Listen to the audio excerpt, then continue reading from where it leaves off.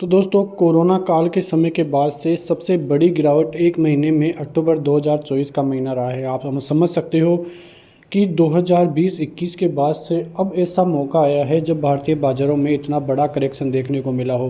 पिछले कई दिनों से 16 महीनों से आप देखोगे तो ऐसा मौका ही नहीं मिला कि बाज़ार में करेक्शन देखा हो।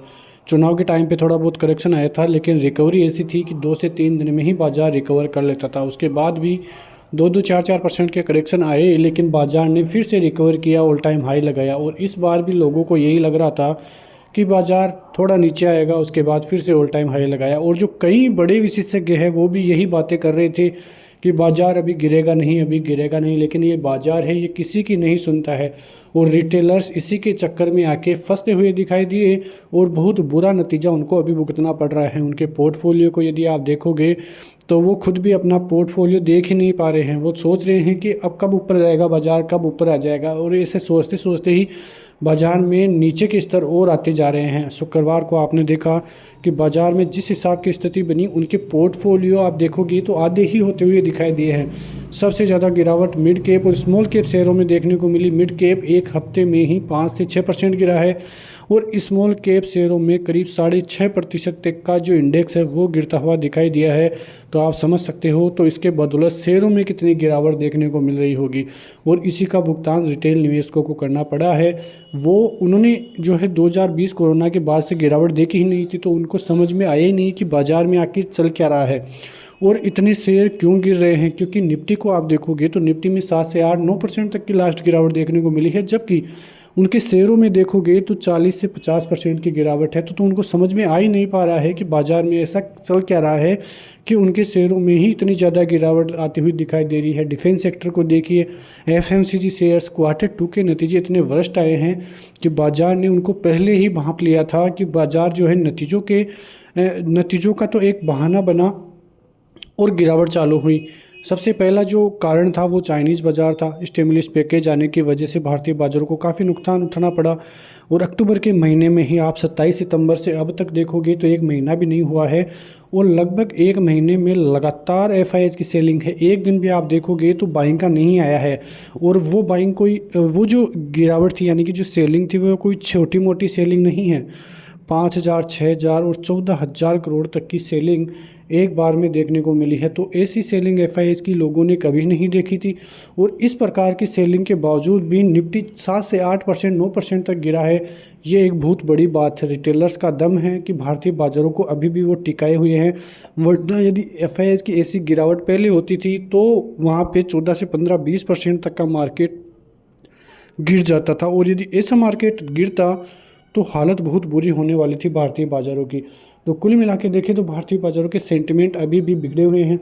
जैसा कि आपको पता है कि कई विशेषज्ञों का मानना यह है कि अभी भी बैंक निफ्टी में यहाँ से 2,000 पॉइंट और नीचे की गिरावट हो सकती है। वहीं निफ्टी में भी 200 एक्सपोनेंशियल मूविंग एवरेज आ सकता है। अब वो कोई भगवान तो है नहीं, लेकिन फिर भी अनुमान ऐसे ही लगाए जा रहे हैं और हमें भी ऐसा ही लग रहा है, आपको भी ऐसा ही लग रहा होगा कि भारतीय बाज़ार अब रुकेगा नहीं। लेकिन भारतीय बाज़ारों में फ़िलहाल एक बार तो थोड़ी बहुत रिकवरी आनी ही चाहिए 200-400 पॉइंट की, क्योंकि बाज़ार एक सीधी रेंज में ही नहीं गिरता है। थोड़ा सा बाउंस बैक लेगा, लोगों को ट्रेप फिर से करेगा, रिटेलर्स को एंट्री दिलवाएगा और उसके बाद फिर से बाज़ार में एक और झटका लगता हुआ निवेशकों को नज़र आने वाला है। लेकिन हो सकता है कि बाज़ार 23,400 पे रुके या फिर 22,800 पे रुके। ये सभी लेवल्स काफ़ी इंपॉर्टेंट रहने वाले हैं। जो सबसे पहला बेस होगा निफ्टी के लिए, अभी निफ्टी आप देखोगे तो 24,100 के ऊपर है। पहला जो जोन होगा वो 24,080 का होगा। यदि वो टूट जाता है तो फिर आप 23,950, ये जो लेवल है काफ़ी इंपॉर्टेंट रहेगा। यदि ये भी टूट जाता है तो फिर दिक्कतें बढ़ेगी और फिर 200 एक्सपोनेंशियल मूविंग एवरेज आना ही। 24,000 का बेस टूटना आसान नहीं है। शुक्रवार को भी वहीं से बाज़ार ने रिवर्सल लिया 24,080 के लेवलों से और फिर से ज़बरदस्त रिकवरी भी देखने को मिली है। करीब 100 पॉइंट की रिकवरी नीचे के स्तरों से निफ्टी दिखाता हुआ नजर आया है। वहीं बैंक निफ्टी में भी अच्छी खासी रिकवरी आपको देखने को मिली थी। तो ये सभी कारण भारतीय बाज़ारों के लिए काफ़ी अहम होंगे। वहीं बैंक निफ्टी की बात करें तो जो अक्टूबर का लो था अभी तक नहीं टूटा है, जो कि लगभग 50,200-250 के लगभग है। यदि वो टूटता है तो बैंक निफ्टी के लिए ज़्यादा दिक्कतें फिर बनती हुई दिखाई देगी। और यदि वो बचा रहता है, जितने दिन भी बचा रहेगा वो काफ़ी अच्छा रहेगा बैंक निफ्टी के लिए, क्योंकि फ़िलहाल देखें तो आईसीआईसीआई बैंक के नतीजे आने वाले हैं उन नतीजे कैसे रहेंगे उस पर भी हम बाद में चर्चा करेंगे नेक्स्ट वीडियो में। लेकिन यदि अच्छे नतीजे आते हैं तो आईसीआईसीआई बैंक को ऊपर जाना है, और यदि आईसीआईसीआई बैंक ऊपर गया तो एचडीएफसी बैंक को भी पुश मिलेगा, क्योंकि अकेला एचडीएफसी बैंक ही बैंक निफ्टी और निफ्टी को संभाले हुए हैं, वरना और ज़्यादा गिरावट बढ़ती हुई नज़र आती है बाज़ारों में। क्योंकि एचडीएफसी बैंक आप देखोगे तो ज़बरदस्त रिकवरी निचले स्तरों से करता हुआ नजर आया है, और यदि एचडीएफसी बैंक 1800-1820 के लेवलों को निकाल लेगा तो वहाँ पे 8 से 10% तक की तेज़ी देखने को भी मिल सकती है, कोई बड़ी बात नहीं है। तो यहाँ पे आप नज़र रख सकते हैं। तो कुल मिला के भारतीय बाज़ारों का डेटा अभी तक तो नेगेटिव है, लेकिन यदि बाज़ार 25,300 25,400 जो कि एक बड़ा कॉल राइटर्स का जोन है, कॉल राइटर्स को आप देखोगे तो वो ज़बरदस्त तरीके से पुश कर रहे हैं भारतीय बाज़ारों में नीचे की तरफ। जो कॉल राइटर 600, 700, 800 पे थे वो पूरी तरह से आप देखोगे तो 200, 300 और 400 पे आते हुए दिखाई दिए हैं। तो कुल मिला के जो कॉल राइटर्स है वो जाल बनाते हुए नज़र आ रहे हैं, और उसमें निवेशक फंस भी रहे हैं, क्योंकि बाज़ार में थोड़ा सा पुश देखने को मिलता है ऊपर की तरफ तो लोगों को लगता है कि बाज़ार में यहाँ से रिकवरी आएगी, लेकिन बाज़ार फिर से उनको धोखा देता है, फिर से वही गिरावट बाज़ार में देखने को मिलती है। और शुक्रवार तो बहुत निराशाजनक रहा है, निवेशकों ने अपने जो है पोर्टफोलियो देखने ही बंद कर दिए हैं, क्योंकि यदि इतना लॉस होता है तो आपको ही पता है कि लोग बाग अपना पोर्टफोलियो देखना ही बंद कर देते हैं, क्योंकि इस प्रकार की गिरावट उन्होंने कभी देखी ही नहीं है। तो इस प्रकार की गिरावट आना काफ़ी नेगेटिव संकेत लोगों को इससे मिलते हुए दिखाई दे रहे हैं। आने वाले दिनों में भी कुछ ऐसे ही हालात बाज़ारों के लिए बनते हुए दिखाई देंगे, और यदि 200 एक्सपोनेंशियल मूविंग एवरेज आता है तो फिर वहाँ से थोड़ी बहुत बाइंग आपको देखने को मिलेगी। लेकिन आपकी नज़रें अब रहनी चाहिए, क्योंकि ये जो करेक्शन है हेल्दी करेक्शन है, आपको अच्छा मौका देगा।